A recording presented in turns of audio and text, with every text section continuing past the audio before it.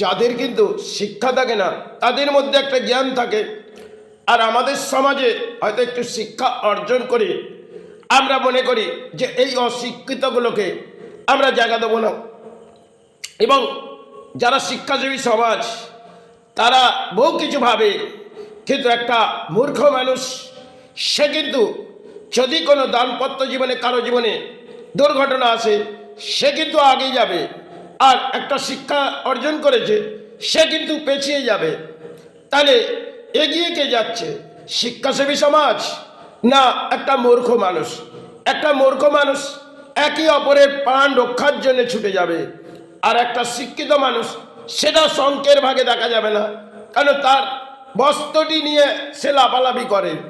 আর একটা মূর্খ মানুষ সে যখন দেখলেন একটা কিছু ঘটে গেছে গ্রামে আর যেখানেও, সে কিন্তু মূর্খের মতন নয়, সমাজের কল্যাণের জন্য সে কিন্তু করে বসে। আজকে আমাদের বাংলায় দেখবেন শিক্ষা সমাজ তারা দেখবেন ছোট করে।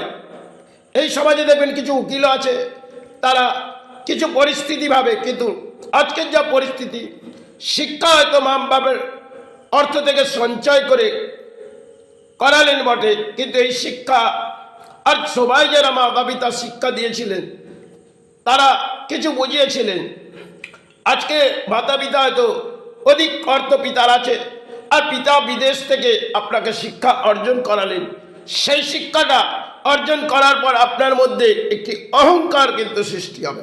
তাহলে কলিযুগে একটি অহংকার আপনার মনের মধ্যে, তাহলে অহংকার যখন হবে তখন কিন্তু আপনার দাম্পত্য জীবনে এই যে যে মানুষটি শিক্ষা অর্জন করেনি সেই কিন্তু আপনাকে কিছু বুঝিয়ে দেবে।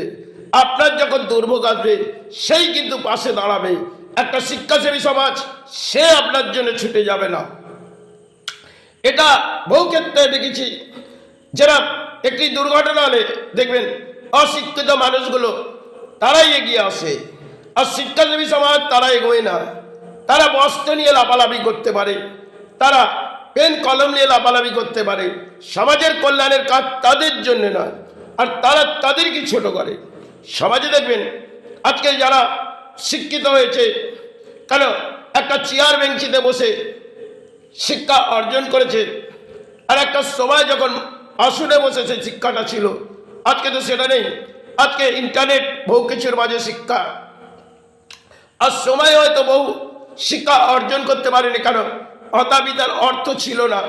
এই বাংলায় দেখবেন বহু লক্ষ লক্ষ মানুষ তাদের কিন্তু অর্থ ছিল না, তাই তাদের মধ্যে জ্ঞানটি আছে সমাজের কি কল্যাণ করতে হবে আর সমাজের কোন জায়গাটা ধরে রাখতে হবে।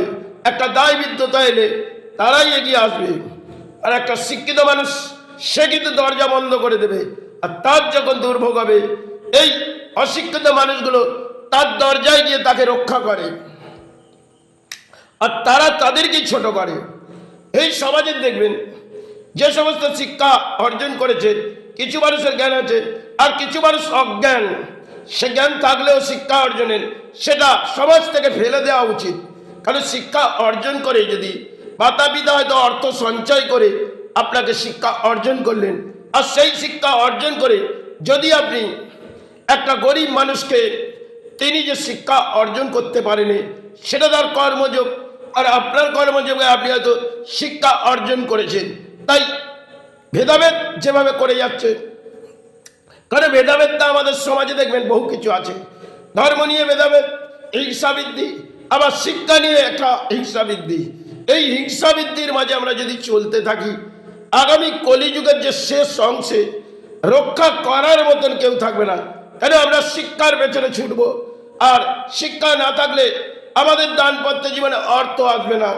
একটা সময় শিক্ষা যাদের না ছিল তারা জীবনযাত্রা কাটিয়ে দিয়েছে, আর তারাই মানুষের বোধ শক্তিটা নিয়েছিলেন। আজকে আমরা মানুষ হয়েও অমানুষী ভাব নিয়েছি, আর শিক্ষা অর্জন করে মনে করেছি বহু কিছু পেয়ে গেছি।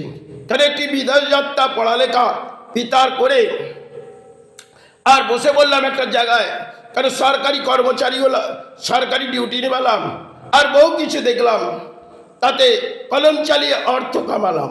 আর এই অর্থ কামাতে কামাতে কখনো যখন দুর্ভোগ এসে যাবে, একটা গরিব তিনি আপনার দরজায় রক্ষা করবে, যেমন একটি গরিব, তিনি কিন্তু গরিব হয়ে ভিক্ষা করতে যায়। আজকে ভিখারির পাঠটা আমরা দেখতে পাই সমাজে।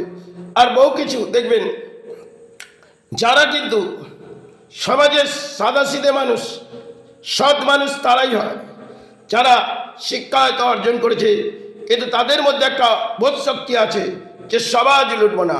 আজকে যাদের শিক্ষা অর্জন করে, তারা পেন কলম চালিয়ে তারা মনে করে আমরা সমাজ লুটে নেব। কলিযুগের অংশে এটাই চলে।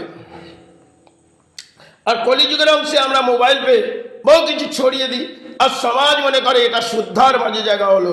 কিন্তু শ্রদ্ধা ভাবতে ভাবতে যদি আপনি কোনো একটি নদীতে গেলেন, সেখানে আপনার প্রতিবেশী কেউ যাবে না, তখন একজন যে শিক্ষা অর্জন করেনি সে আপনাকে রক্ষা করবে।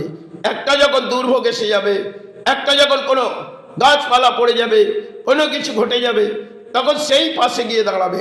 তাহলে আপনার পাশে কে দাঁড়ালো? সেই শিক্ষাসেবী সমাজ না একটি গরিব? আমরা গরিবকে বড় ছোট করি, কিন্তু তিনি গরিব হয়েছে, তার মানুষ্য জন্মে এটাই গর্ব ছিল, তাই তাকে যে ছোট করে, আর তার মাতা পিতাকে আমরা ছোট করি। কিন্তু না, তাদের প্রাপ্তিযোগ পড়ালেখার ছিল না, আপনার প্রাপ্তিযোগ শিক্ষা অর্জন করার ছিল। তাই শিক্ষা অর্জন করে সেই ব্যাখ্যাটা শিখুন, যে শিক্ষা আপনি অর্জন করলেন একটা খাতা পেন নিয়ে, আর বিধাতা যেন আপনার উপরে বহু কিছু দিয়ে দিয়েছে, কিন্তু বিধাতা সৃষ্টিকর্তা তিনি কিন্তু আপনাদের রক্ষা করার জন্য কাউকে না কাউকে দিয়েছে। একটা গরিবকে হলেও তাকে দিয়ে পাঠিয়ে আপনাকে রক্ষা করবে। কেন? যখন আপনাকে তিনি রক্ষা করছে, তাহলে তিনি ছোট নয়, আপনি ছোট, তাহলে আপনার হৃদয়টা ছোট। আপনি যখন হৃদয়টাকে ছোট করে নিয়েছেন, তাহলে আপনার থেকে সমাজে কলঙ্ক বলে কিছু নেই। এটা জানবেন, সমাজে এই ধরনের ঘটে, এটার জন্য এই ব্যাখ্যা।